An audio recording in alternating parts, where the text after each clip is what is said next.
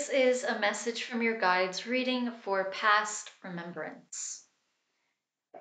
Okay, so I have two group crystals and then I have two that I pulled specifically for your reading. Okay, so I'm going to go ahead and surround us in some protective space with one of the ones that I pulled for yours specifically. So this is what are you? My tiger's eye jasper.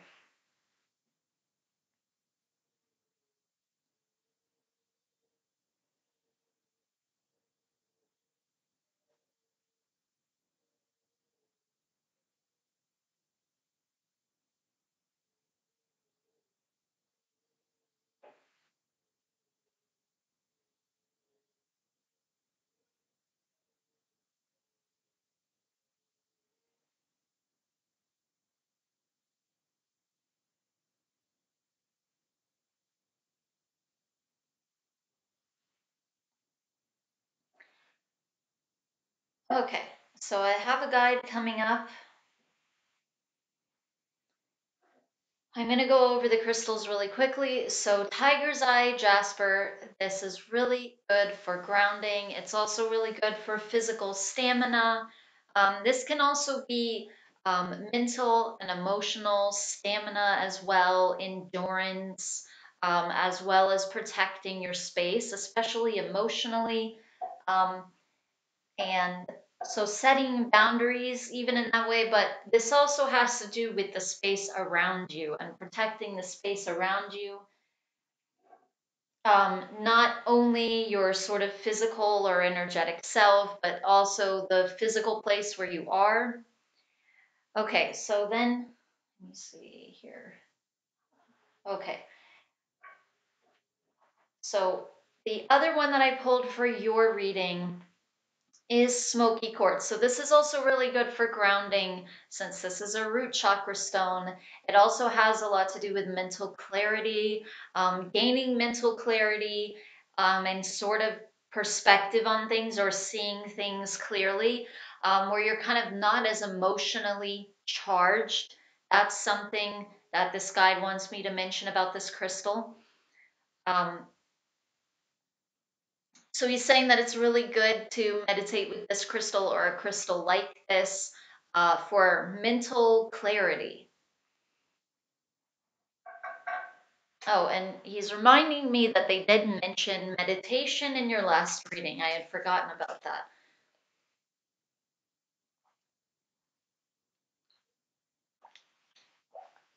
And he's saying something about sort of blanking out all of your thoughts, kind of being in an empty space where you're very clear headed and you're not thinking about anything and you're not trapped in emotions that are related to a specific thing in your mind. And he's saying in your mind because they're never really related to that specific thing. It just feels like they are in the moment, but they actually are very deep and coming from somewhere else, some other lifetime, some other experience, or in some cases, experiences. Okay, so then I have the two group crystals. So my citrine here, this is a solar plexus stone. It has a lot to do with ambition, drive, your sense of knowing who you are, your sense of your purpose, and also your ability to see clearly what actions to take in order to sort of um, how do I say it, complete that, complete whatever your purpose in life is. And it can also be smaller steps as well, not such an ultimate grand goal. But it does have to do with seeing clearly what to do to obtain a certain goal or whatever it is that you want to accomplish. Um, so he's also saying being steadfast. So again, endurance. There's a feeling of endurance, completing things, starting things and finishing them, no matter what emotion you are in, and remembering why you started it in the first place.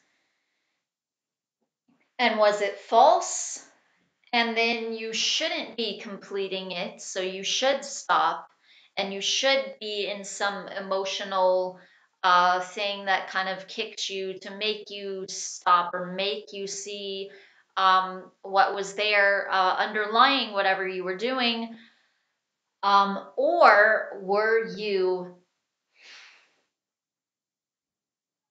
Or was it the other way around?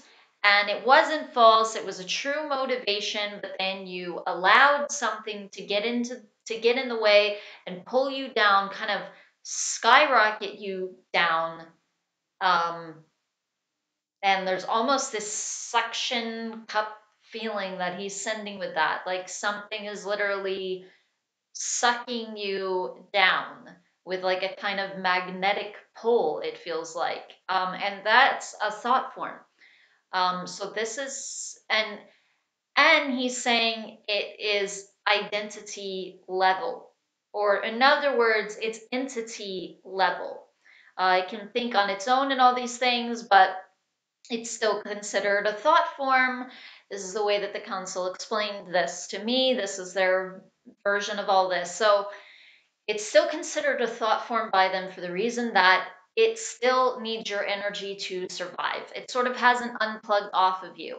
It doesn't actually need it. It's more like it um, still wants it, or it still has decided that it needs it for whatever reason. It doesn't realize that it can move on, or it knows that it can, and it likes that it's feeding off of you. It can be for different reasons. But whatever the case may be, it has the energy to sustain itself. It doesn't need your energy anymore, but it's still feeding off of you. So it could go off and be an entity on its own without your energy, and it just doesn't do that. Okay, but it has the ability to think and sort of do things or send you things. Um, Not obviously literally exactly do things, but it can send you things. Um, and it can kind of pull you down. So in other words, what he's getting at is it has an intelligence. Okay, it has a certain intelligence level. They all have an intelligence to degrees, but it has an intelligent level of an entity. Okay, of a separate entity, and it's still feeding off of your energy field. So in other words, it's very, you could say, strong, not actually obviously, but in a false way, or you could say very developed. So this probably means that it's been with you for a long time, which he's saying um, it is from a past life. Okay, so this like feeling of this almost suction cup energy that he's sending, this is like um, this kind of magnetic pull. That's like the force of this actual thought form that he's sending me. He's sending me like the feeling of its energy and what it does. If he's saying that if he had to like give it a name, it would literally be describing that force. It would be like suction or magnet. Um, or something to do with this kind of force like this that sort of pulls you down into this heavier energy, where then you have other thought forms that kind of attack you. And he's also saying entities as well. And you have things that feed off of you, um, and they also attempt to get you to be very suicidal. They attempt to get you to harm yourself.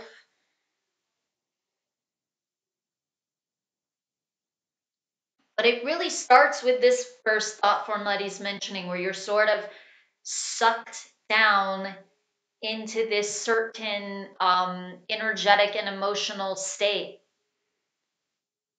But I feel like this sort of energy comes first, and it's like a very heavy magnetic kind of energy pulling you like this. And then immediately after, your sent thoughts and your sent emotions.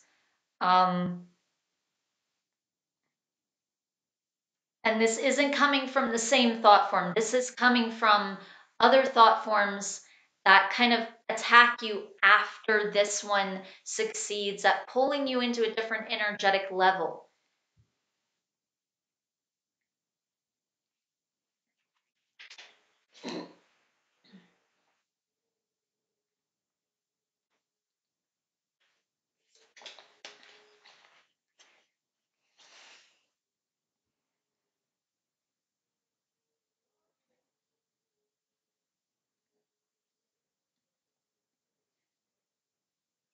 It can also sort of attempt to pull you into another thought form.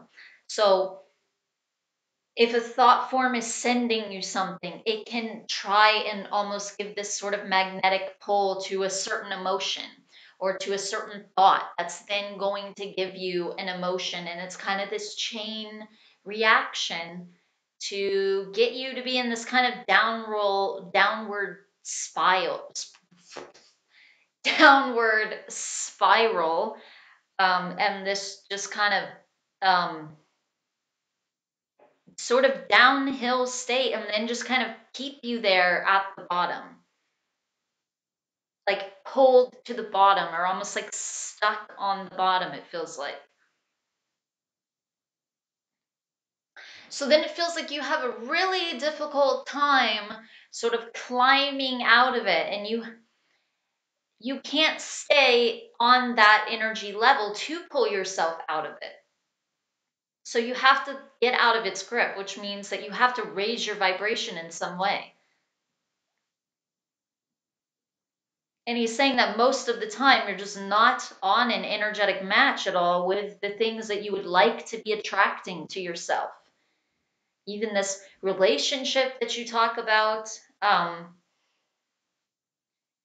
And he's just sort of saying in general, kind of, this is very general, good things. It's not like some ultimate thing. It's just like, I would like my day to go well, like type of thing. It's just more like simple kind of things. And you don't feel like you can achieve those things some days. And he's also saying a lot of days, um, but it depends. It can be a lot of days, um, depending on how low you've gotten, how much you've let yourself drift into this other state. So he's saying that if you were in your own state and feeling yourself, you wouldn't have this at all. But you're not. You're constantly um, absorbing the energy of this other thing that kind of poses as yourself. So it almost feels like another you. But at the same time, that's not the only thing. So it kind of works with this group where sometimes there are other thought forms as well that will send you something first, but they feel smaller. And they can send you kind of minor thoughts or try and send you a more minor emotion.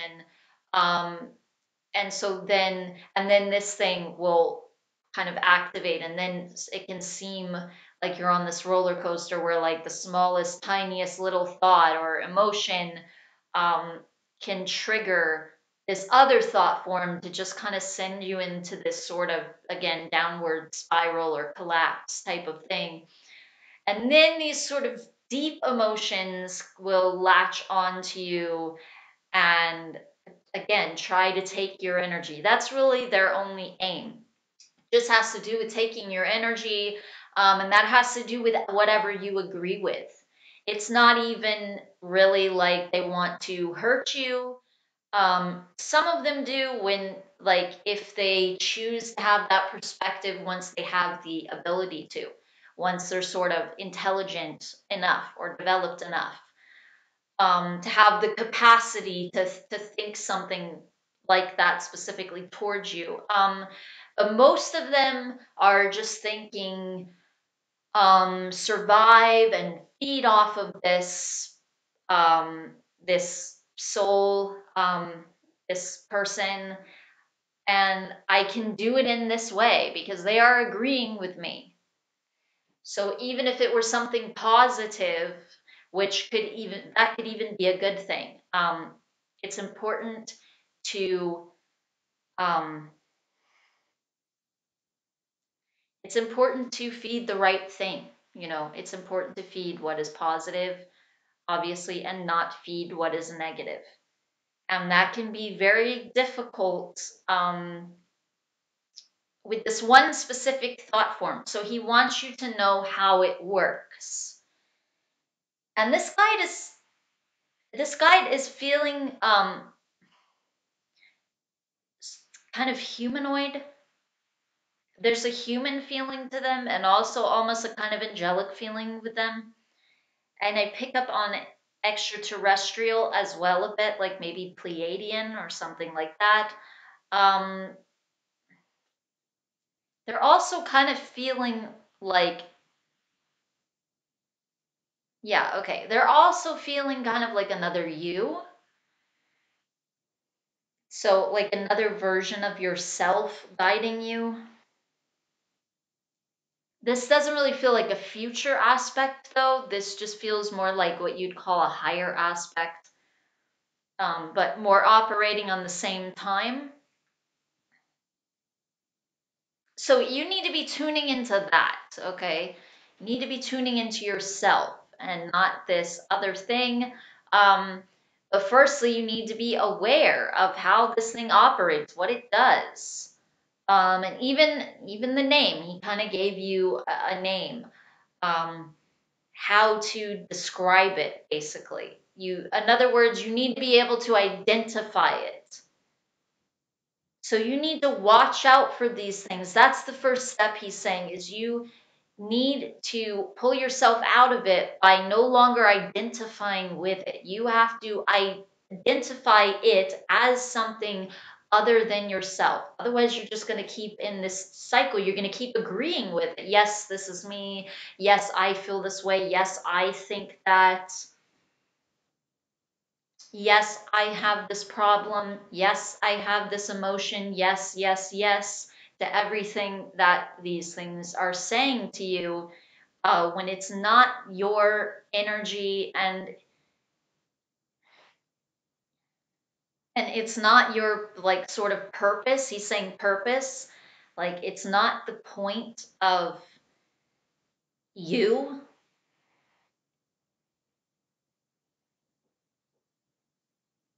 It's the point of them, like as in um, that's sort of their point for existing. They want to take your energy, like he was explaining. So this is what they need to do, or sort of their purpose in a sense. Get your energy, or that's their objective right now when they're so underdeveloped and negative. Because you programmed them to be that way, okay? These are your creations from some other lifetime or lifetimes, but they also developed over lifetimes.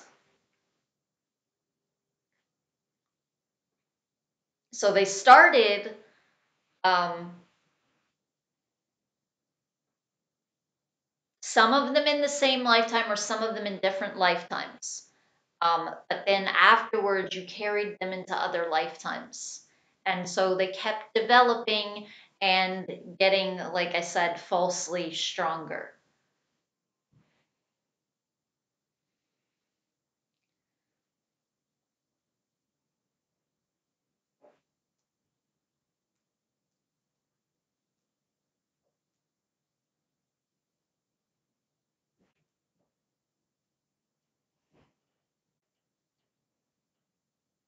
So you can just call this guide by your name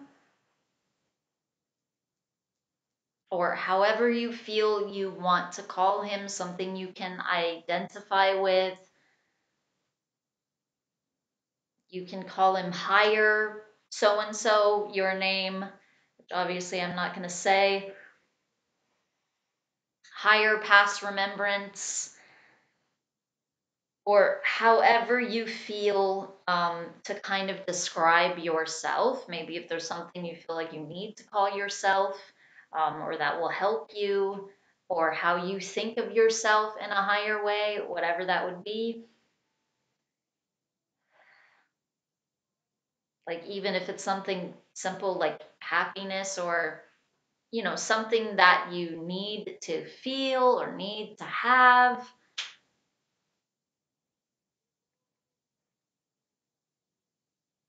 Okay, so that is all that he has to say for this reading. So thank you very much for allowing me to do another reading for you, and I will see you in the next one. Namaste.